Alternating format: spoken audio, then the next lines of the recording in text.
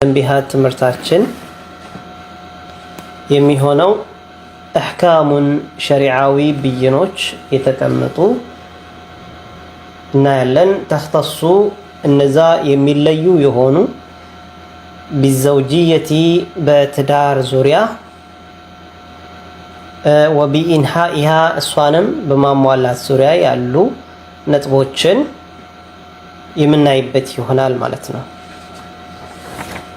من يلالو مؤلفو حفظه الله يطبقاتشونا الشيخ فوزان يقول الله تعالى الله سبحانه وتعالى من يلال تدار الناس ملكته ومن آياته كتأمراته وست كالله تأمر وست أن خلق لكم لنانت فتر الله ويم لنانت مفترونو من أنفسكم كراساتشو كتايباتشو لنانتو لوندوچو ويم لسيتوچو أزواجا مستوچن ويم تندوچن لتسكنوا إليها إلى بسوا لاي ترغاغوبات زندا ويم بسوا تركوبات زندا خطاب ንግግሩ ለወንድ ነው ማለት ነው። ኢለይሃ ማለት ኢሻራው ጥቆማው ወደ ሴትነት ነው የሚያመላክተው። ኢለይሂ አላ ኢለይሃ ነው ያለው።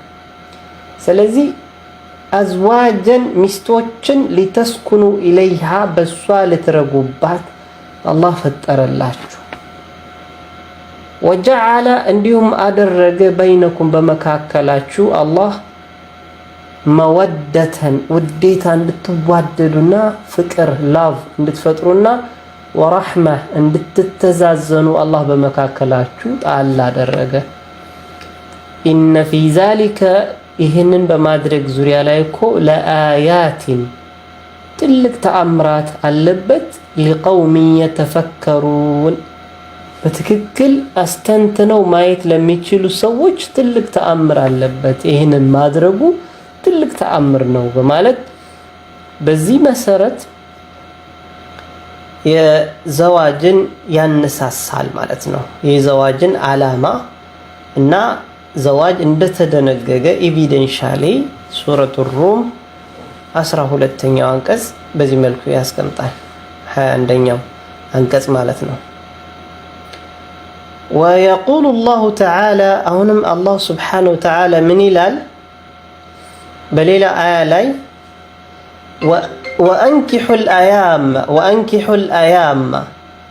ወአንኪሑ አጋቡ አልአያማ ማለት ጋላሞታዎችን አጋቡ ሚንኩም ከናንተ ውስጥ ጋላሞታዎችን አጋቡ ወሳሊሒነ እንዲሁም ደግሞ ደጋግ ባሮችን አጋቡ ሚን ዒባዲኩም ከወንድ ባሪያዎቻችሁና ወኢማኢኩም ከሴት ባሪያዎቻችሁ ካሉ አማኝ ደጋግ ሳሊሕ ባሮችን አጋቧቸው ጋለሞታዎችን እንደምታጋቧቸው። ኢየኩኑ ፉቀራአ ድሆች የሆኑ እንደሆነ መብቃቃት የማይችሉ ድሆች ከሆኑ ይጋቡ ይግኒሁም አላህ ያብቃቃቸዋል የተብቃቃ ያደርጋቸዋል። ሚን ፈድሊሂ ከችሮታው ወላሁ አላህ ደግሞ ዋሲዑን ዓሊም አላህ ሰፊና ጥልቅ ችሮታው ሰፊን የሆነና ጥልቅ አዋቂ የሆነ ጌታ ነው በማለት ሱረቱ ኑር በዚህ መልኩ 32ኛው አንቀጽ ይገልጻል ማለት ነው። አላህ Subhanahu Wa Ta'ala ሴቶችን የመፍጠሩ ነገር ብዙ ዓላማ ቢኖረውም ነገር ግን ዋነኛው ዓላማው ምንድነው? ወንዶች በሴቶች እንዲረጋጉና እንዲረኩባት ለማድረግ ነው። ተቃራኒ ጾታውን ቢሆንም እንደዚሁ ነው።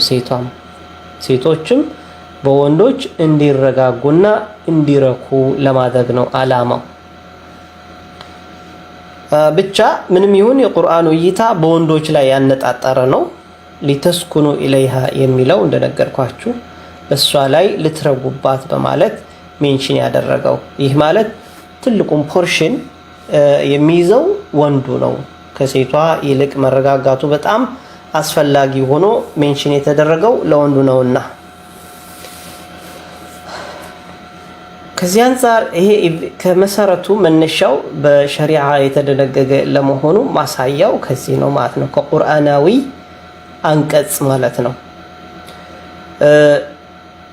يقول الإمام ابن كثير رحمه الله الإمام ابن كثير من يلالو تفسير مفسرت هذا عليه በቁርአን አንቀጽ የተገለጸው ሜንሽን የተደረገው አምሩን ትዕዛዝ ነው ቢተዝዊጂ ማጋባት ባሮችን ጋላሞታዎችን ደጋጎችን አጋቡ በሚል ትዕዛዝ ነው አምር ነው። وقد ذهب طائفة من العلماء እንዲያውም ከፊል የዑለማ ቡድን ወይም ዑለሞች ከፊል ዑለሞች የሄዱበት አቋም አለ። ይሄንን ቁርአን አይተው ኢላ ውጁቢሂ ዋጅብ ነው ዘዋጅ በሚል ማለት ነው። ማጋባቱ ዘዋጅ መያዝ ዋጅብ ነው። ለማን ነው ዋጅብ ግዴታ የሚሆነው? አላ ኩሊ መን ቀደረ ዐለይህ ዘዋጅ ማድረግን ለሚችል በሙሉ ዘዋጅ ማድረግን ለሚችል ያኒ መዘወጅ የሚችልን በሱ ላይ ግዴታ ለመሆኑ ውጁብ ግዴታ እንደተደረገበት ማሳያ ትዕዛዛዊ አንቀጽ ነው ይላሉ። ወህተጁ እንዲሁም ደግሞ እንደመረጃ ደግሞ ያቀረቡት بظاهر قوله صلى الله عليه وسلم ግልጽ በሆነው በነብዩ ንግግር ነው። ምን አሉ? የአላህ መተኛ ንግግር ያ ማዕሸረ الشباب እናንተ የወጣት ስብስብ ሆይ ያሉ የአላህ መልእክተኛ من استطاع منكم الباءة ከናንተ መካከል من استطاع የቻለ منكم ከናንተ መካከል الباءة باء ማለት النفقة نفقة ወጭ ማድረግን የቻለ ሰው የቤት ጣጣውን ወጭ ወይም ደግሞ ባአት ደግሞ በምን ተብሎ ተፈሰረ? الجماع ጂማዕ ማድረግ ግንኙነት ማድረግ የሚችል ሰው እንግዲህ ሰው ራሱን ጠብቆ እንዲህ ስናየው ሁሉም ሰው እንደዚህ ስትራክቸሩ የጠበቀ ግንኙነት ማድረግ ይችላል ብለን ኤክስፔክት አናደርግም። የማይችልም ሊኖር ይችላል ተፈጥሯዊ ነገር። አንድ በምን ተብሎ ተፈስሯል? ነፈቃ ወጭ ማውጣት ማለት ነው። ሁለተኛው ደግሞ ግንኙነት ከባለቤቱ ከሚያገባት ጋር ግንኙነት የማድረግ ችሎታ ያለው ተብሎ ተፈስሯል። ግንኙነት ከመዓል መዑና ጣጣን ከመወጣት ጋር ተብሎ ተፈስሯል። ይሄን የሚችል ሰው ከሆነ ፈልየተዘወጅ ያግባ ብለዋል የአላህ መልእክተኛ። ምክንያቱም ማግባቱ ፈኢነሁ ማግባቱ እኮ አገዱን ሊልበሰሪ ማግባት ማለት እኮ አይናችንን ለመጨፈን ያግዛልና ነው። ወይም አይናችን ሐጅነቢ የሆኑ እንስቶችን ከማየት ያግዳልና። ወአሕሰኑ ሊልፈርጂ እንዲሁም ደግሞ ወአሕሰኑ ደግሞ ባላጭ ነው ወይም ጠባቂ ነው፣ ብልትን ከዝሙት ይጠብቃል ነው። ብልትን ከዝሙት ይጠብቃል ማለት ነው። ኦኬ ጥሩ። ወመን ለም የስተጢዕ ያልቻለ ግን በቃ ማግባትም አቅም ከሌለው ያልቻለ ፈዐለይሂ በሱ ላይ አደራ ቢሶሚ ጾም ይጹም አሉ የአላህ መልእክተኛ። ጾም ይጹም። ፈኢነሁ ምክንያቱም ይህ ጾም እኮ ለሁ ዊጃኡን ለሱ ምንድነው ለዚህ ለስሜቱ ጾም መጾሙ ለስሜቱ አስሬ ለሚያስቸግረው ስሜቱ ምንድነው? መድኃኒቱ ነው። ዊጃ ማለት መድኃኒቱ ነው፣ ፈውስ ነው። ስሜቱ ከመጣም በላይ ከፍ እንዳይልበት ይጠብቅለታል ነው። ቢያንስ ሰኞና ሐሙስ ቢጾም አንጻራዊ በሆነ መልኩ ስሜቱን እንዲቆጣጠር ያደርግለታል ነው። እንግዲህ ይህ ነቢያዊ የሆነ ፈውስ ነው ወይም ሜዲሲን ነው። ስለዚህ ግለሰቡ ሁለቱንም የማይሰራ ከሆነ ግን ወደ ሐራም መሄዱ አይቀሬ ነው። በአሁኑ ሰዓት ደግሞ ነገሮች በጣም ገርና ቅርብ ናቸው። ስፔሻሊ ቴክኖሎጂ እጃችን ስለሆነ ሐራሙ የቀረበበት ሁኔታ ስለሆነ በጣም አደጋ አለው። ስለዚህ ማግባቱ በጣም የተሻለ ነው።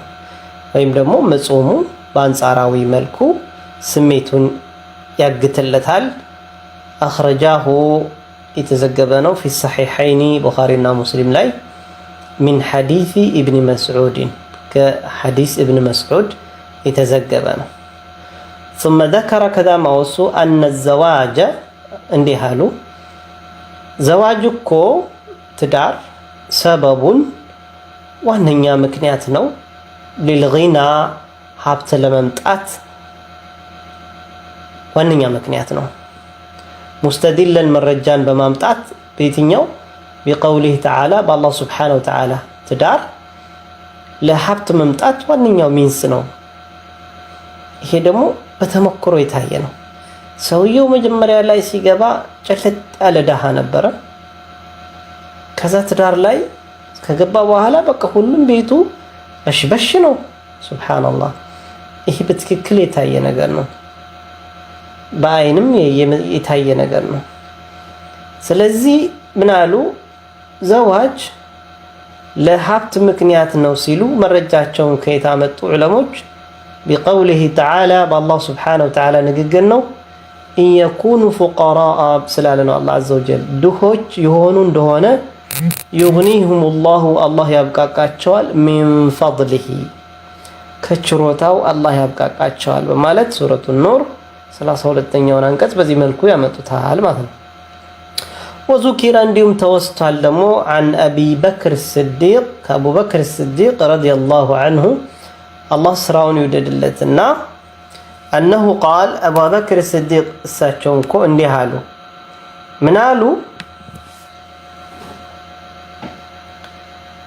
አጢዑ ላህ አላህን ታዘዙ ፊማ አመረኩም ቢሂ አላህ ባዘዛችሁ ነገር ላይ አላህን ታዘዙ አሉ። እሱ ምንድነው አላህ ያዘዘው? ሚነ ኒካሒ ከኒካህ በኩል ኒካህ በማድረግ ይህን አድርጉ። ዩንጅዝ ለኩም ማ ወዐደኩም ሚነል ጊና አሉ። ዩንጅዝ ለኩም ለናንተው አላህ ተፈጻሚ ያደርግላችኋል። ማ ወዐደኩም ቃሉን ይገባላችሁን ሚነል ጊና ከሀብት በኩል አብቃቃችኋለሁ ብሎ ቃሉን የገባላችሁን ነገር አላህ ዐዘ ወጀል ይሞላላችኋል ወይም ተፈጻሚ ያደርግላችኋል በሚል ከአቡበክር ስዲቅ በዚህ መልኩ ተወርቷል። ይሄም ደግሞ ቃል አላሁ ተዓላ ምንድን ያለው? ኢየኩኑ ፉቀራአ ድሆች የሆኑ እንደሆነ ዩግኒሁም ላሁ ሚን ፈድሊህ አላህ ከችሮታው ያብቃቃቸዋል በማለት ሱረቱ ኑር 32 ላይ ስለገለጸ። እንዲሁም ደግሞ ወዐን ኢብን መስዑድን ከዓብድላህ ብን መስዑድ የተዘገበ ደግሞ ምን አሉ? ኢልተሚሱል ጊና ሀብትን መብቃቃትን ፈልጉ፣ ፊኒካሒ በጋብቻ ውስጥ መብቃቃትን ፈልጉ፣ ሀብትን ወይም መብቃቃትን በኒካህ ውስጥ ፈልጉ አሉ። የቁሉ ላሁ ተዓላ ምክንያቱም አላህ ስብሓነሁ ወተዓላ ይላል ኢየኩኑ ፉቀራአ ዩግኒሁም ላሁ ሚን ፈድሊህ ስላለ ማለት ነው 32 ላይ ረዋሁ እብን ጀሪር አጠበሪ ዘግበውታል። ወዘከረ አልበጋዊ ኢማም በጋዊ ደግሞ ተፍሲራቸው ላይ ይህንኑ ራሱ ዘግቧል። አን ዑመራ ከዑመር ብን ኸጣብ እና ናሕወ የመሳሰሉትም ይህም ገልጸዋል። ኢንተሃ በቃ ሚን ተፍሲር ኢብን ከሲር ከተፍሲር ኢብን ከሲር 5ኛ ሙጀለድ ላይ 94-95 በዚህ መልኩ ጠብዓቱ እትሙ ደግሞ ዳር አልአንደለስ የአንደለስ ሀገር እትም የሆነው በዚህ መልኩ ተቀምጧል ማለት ነው። ቃለ ሸይኽ እስላም ኢብን ተይሚየተ ረሒመሁላህ ሸይኽ እስላም ተይሚያ ምን አሉ? ፊ መጅሙዕ አልፈታዋ ላይ ምን ይላሉ? ፈአባሐ አላሁ አላህ እንግዲህ ፈቀደ ሱብሓነሁ ጥራት ይገባውና للمؤمنين ለአማኞች ለምእመናን አዩንኪሑ እንዲያገቡ ወይጠልቁ እንዲፈቱ እንደገና ደግሞ ወአን የተዘወጁ المرأة المطلقة የተፈታችንም ሴት እንዲያገቡም አላህ ፈቀደ ለአማኞች የተፈታችን ሴት እንዲያገቡ አላህ ፈቅዷል بعد أن تتزوج بغير زوجها ማለት አሁን ካገባችው ባል ከሱ በፊት ካገባች በኋላ ሌላ ባል እንድታገባ ወይም ሌላ ባል ካገባች በኋላ ብትፈታ አሁንም እንድናገባት አላህ عز وجل ፈቅዷል والنصارى نصاراዎች ግን يحرمون النكاح ኒካህን حرام ያደርጋሉ على بعضهم በከፊላቸው ላይ ኒካህን ቶታሊ ኒካህ መጋባት ጋብቻ ሚልን حرام ያደርጋሉ በከፊሎቻቸው ላይ ጋብቻን እርም ያደርጋሉ ለምሳሌ ባህታውያን ብንመለከት አያገቡም ወይም ደግሞ እነሱን የሚያገባ የለም መነኮሳትም ስናያቸው አያገቡም ይሄ ሆነው ለምንድነው ሲባል የጳጳስነትን ማዕረግ ለማግኘት እነሱ ዘንዳ ምንድነው ሸርጡ አለማግባት ነው ኢስላም ግን ይሄንን ከልክሏል ነው ኢስላም ምን አለ لا رهبانية في الإسلام ነብዩ ሰለላሁ ዐለይሂ ወሰለም እንዳሉት በእስልምና ውስጥ ባህታዊነት የሚባል ነገር የለም ብለዋል እንዲያውም ያሉት ምንድነው የአላህ መልእክተኛ ተዘወጁ الودود والولود ተወዳጅና ወላድ የሆነችውን ሴት አግቡ አሉ የአላህ መልእክተኛ فإني مكاثر بكم الأمم እኔ እኮ ነገ ቂያማ ቀን ከሌሎች አንቢያዎች ብዙ ኡማን ሰብስቤ ለመፈካከር ከነሱ ከአንቢያዎች ጋር ለመወዳደር መጠቀርባለውና ተዘወጁ ብለዋል የአላህ መልእክተኛ እንዲሁም ደግሞ وعند البخاري ዘዘጋው ዘንዳ ደግሞ አሁንም ስንሄድ ያው ያሳለፍነው ሐዲስ ነው يا معشر الشباب የሚለው من استطاع منكم الباءة እናንተ ወጣቶች ስብስብ ሆይ ባአ ጣጣውን የቻለ ሰው ነፈቃውን የቻለ ሰው ጅማዑን የቻለ ሰው ያግባ በማለት እስከ መጨረሻው ወደ ቁርአንም ደግሞ ስንመለስም እንዳየነው وانكحوا الايام والصالحين منكم من عبادكم የሚለው الى اخر الايه ይሄንንም ተመልክተናል ቶታሊ ባጭሩ ምንድነው ኢስላም ወደ ጋብቻ የሚያነሳሳ ሃይማኖት ነው እንጂ ጋብቻን እርም አላደረገም ስለዚህ ኢስላም በሁሉም ነገሩ ላይ ወሰጥያ አለበት ያኒ መካከለኛ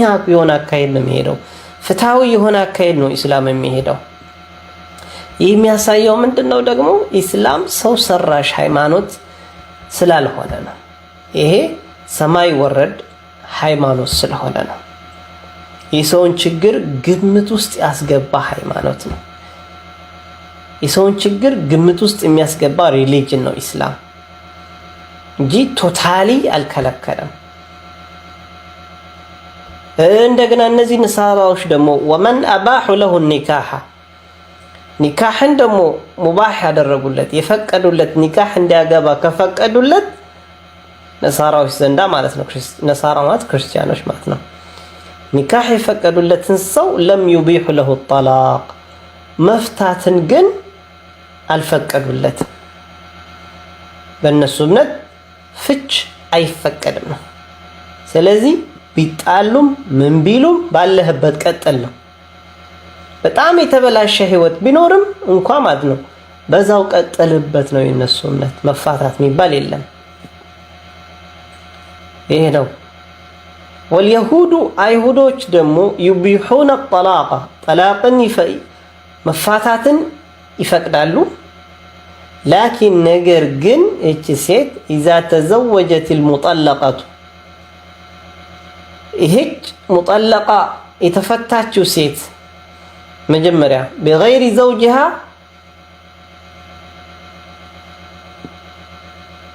ከመጀመሪያው ባሏ ሌላም ባል ከመጀመሪያው ባሏ ውጭ ፈታት አይደል?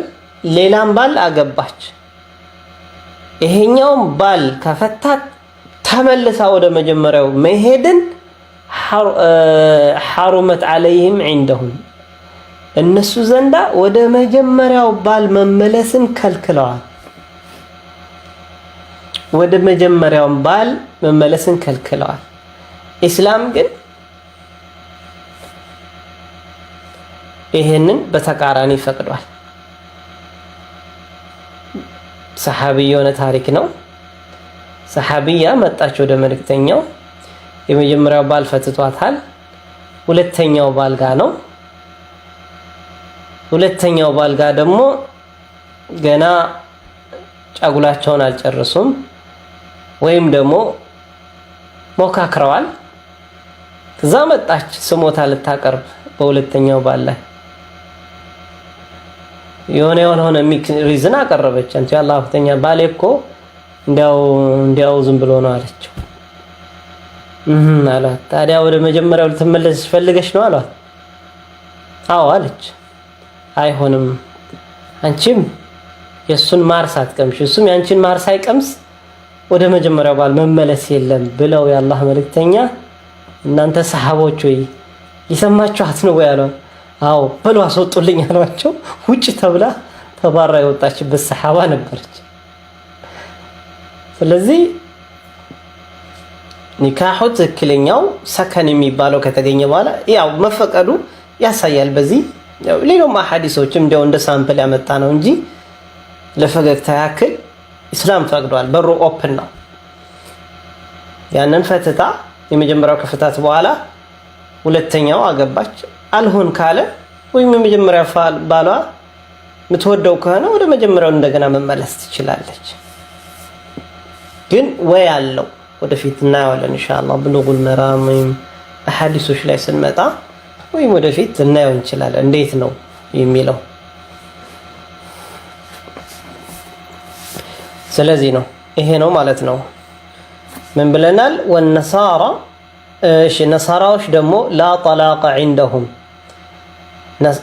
ባጭሩ ምንድነው ነሳራዎች ፍች የሚባል ነገር የለም ክርስቲያኖች ዘንዳ።